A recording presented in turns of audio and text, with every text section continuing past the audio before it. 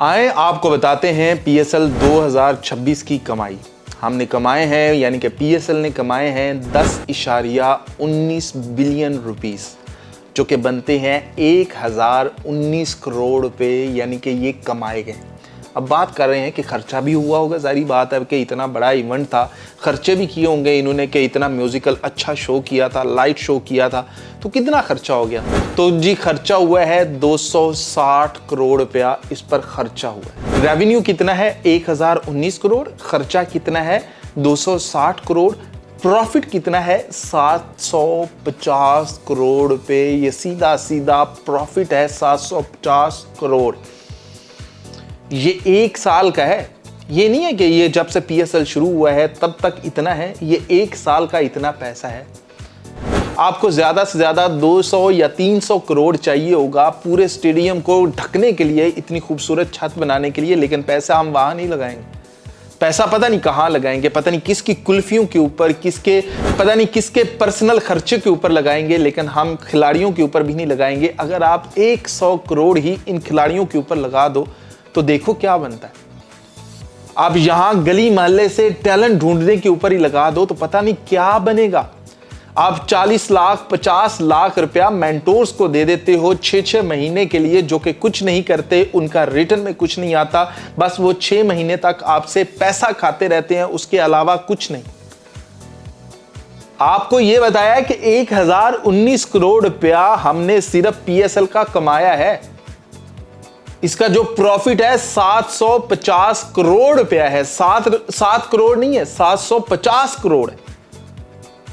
ये अभी तमाशाइयों के बगैर था इतना प्रॉफिट। अभी तमाशाई होते, अभी फैंस वहां पर जाकर मैच को लाइव देख रहे होते, कितनी हाइप क्रिएट होनी थी, कितनी और रेवेन्यू जनरेट होना था, ये नहीं हुआ अभी तक। अगले साल ये इससे भी डबल होगा।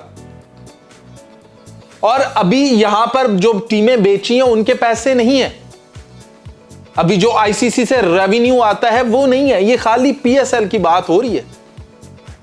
अभी हमने हर टीम से पैसा अलहदा सा इकट्ठा करना होता है, जो उन्होंने टीम फीस देनी होती है वो एक अलहदा सीन है। तो ये पीसीबी के पास सालाना तकरीबन कोई 1500 से 2000 करोड़ रुपया इकट्ठा होता है। क्या 100 करोड़ रुपया भी इन खिलाड़ियों पर नहीं लगाया जा सकता? इनके दिमागों को ठीक करने के लिए इतने पैसे भी नहीं है। डिंडोरा पीटा जा रहा होता है कि जी ये खाली हो गया है, इनका खजाना खाली हो गया। भाई जितना खाली होता है डबल स्पीड से उतना ही बढ़ता जा रहा है, क्योंकि पीएसएल एज ए ब्रांड बड़ा होता जा रहा है। आपने 8 टीम्स कर ली हैं, 8 टीम के रेवेन्यू के अंदर शेयरिंग आ गई है आपकी। आप क्या बातें करते हो? तो पाकिस्तान को, क्रिकेट को बचाते क्यों नहीं हो जब इतना पैसा है यार? कहीं तो लगाओ, कहीं तो नजर आए। आपके हर शहर के अंदर एक पीसीबी हाई परफॉर्मेंस सेंटर बना हो, जहां के उस शहर के, या फिर शहर छोड़ो जिलों के अंदर ही बना दो। फॉर एग्जाम्पल गुजरावाला, कसूर, फिर उधर आप सिंध की तरफ चले जाओ, केपी की तरफ चले जाओ, बलोचिस्तान की तरफ चले जाओ, कि वहां ही हाई परफॉर्मेंस सेंटर बना दो, कि जो भी बच्चा उसे पता हो कि यार मैंने यहां तक पहुंचना है, उसके एक मेरिट पॉइंट लगा दो कि तुमने अपने शहर की टीम से टॉप करके यहां तक आना है। तुम्हारे हाथ के अंदर तुम्हारे, वो कहते हैं कि सबूत होने चाहिए, फिर यहां तक पहुंचोगे, फिर उसके बाद हम तुम्हारी ट्रेनिंग करेंगे। आप 20 हाई परफॉर्मेंस सेंटर बना लो, 25 बना लो, और 25 हाई परफॉर्मेंस सेंटर आपको साल के अंदर एक बच्चा भी नहीं देंगे।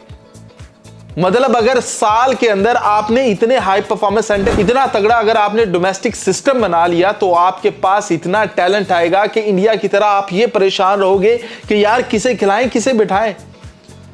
हमारे यहां तो यही नहीं पता कि तीसरे नंबर का या चौथे नंबर का प्लेयर कौन है। 8 प्लेयर खेल रहे होते हैं और वो 8 के 8 ओपनर्स ही होते हैं, उसके बाद वाला कोई नहीं होता है। तो ये पाकिस्तानी टीम के रौले हैं, ये रहेंगे। लेकिन आपको बताया है कि पीएसएल ने इस साल इतना रेवेन्यू जनरेट किया है कि पिछले सारे रिकॉर्ड्स तोड़ डाले।